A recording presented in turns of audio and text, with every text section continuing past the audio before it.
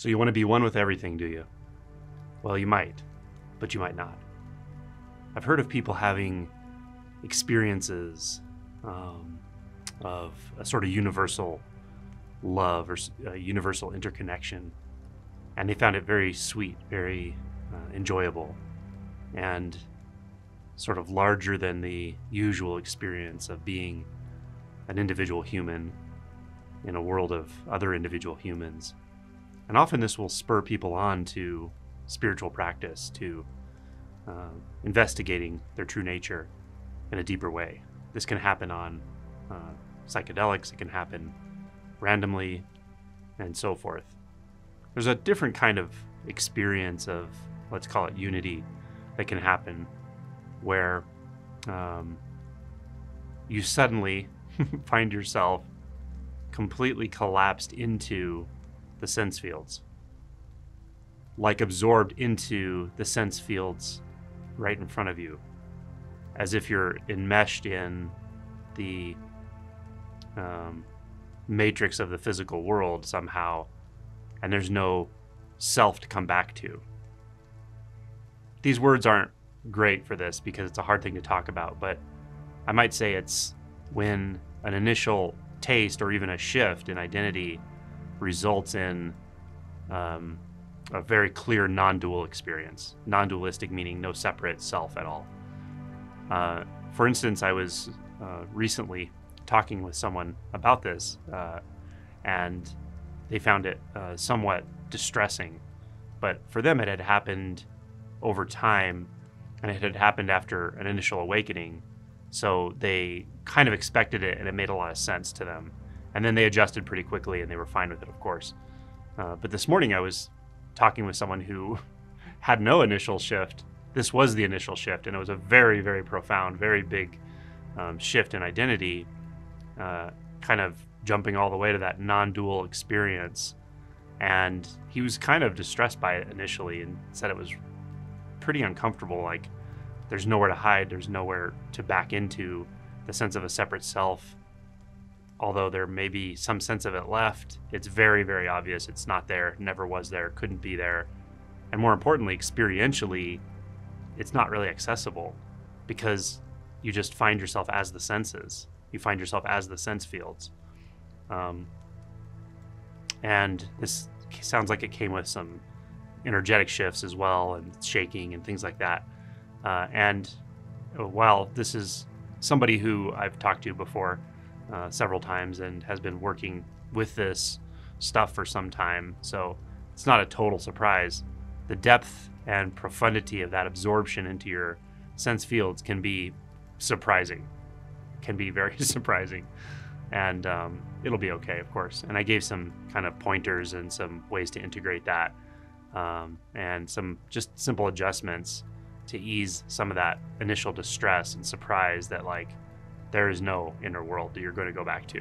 There's no inner self you have where you can regroup and collect your thoughts or whatever you thought you were doing, plan for a life or a future or a self, or all that stuff is just like you see right through it. It's not real. And you're reminded of it constantly because you just find, in one sense, you find yourself as the sense fields. It's hard to talk about it that way because it's not like you are the sense fields. It's the sense fields just literally overtake. They overtake everything. And you see that it was always like that. And that also kind of cuts any escape route, right? Because you see clearly this isn't a way of thinking. This isn't a way of perceiving. This is the end of an illusion. So there's no going back. There's no going back to whatever you thought was there before that you felt like you could manipulate for your own comfort, or massage the thoughts and beliefs and future ideas. All of this is just gone. So yeah, that's a different order of an experience of unity that can be surprising and quite intense. It's pretty uncommon, I would say. But it will happen at some point for everyone on this path.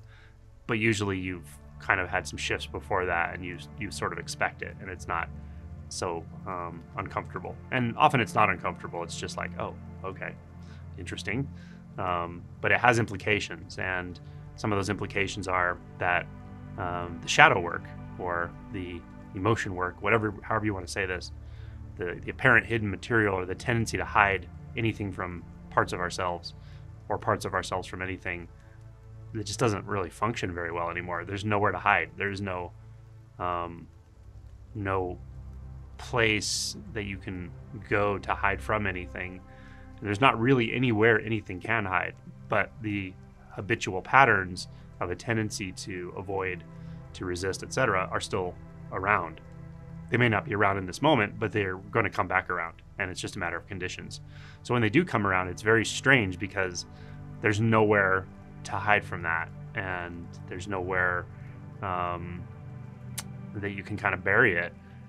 So it's there, and the resistance is there, and the resistance can be very intense right there because you haven't had a chance to attenuate that resistance or dissolve that resistance through clear seeing.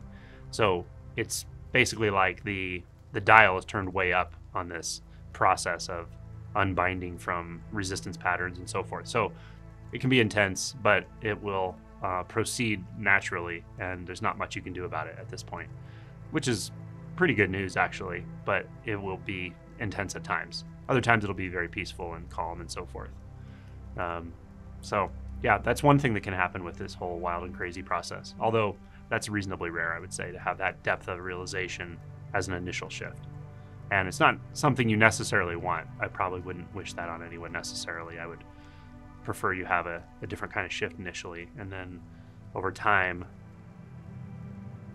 doing some emotion work, some shadow work, letting some of those polarities calm down and soften, you find yourself coming to this place where you become curious about physical boundaries between self and other, between subject and object, and form itself. And the non-dual, call it transition, will come naturally, or the illusion of duality will drop naturally.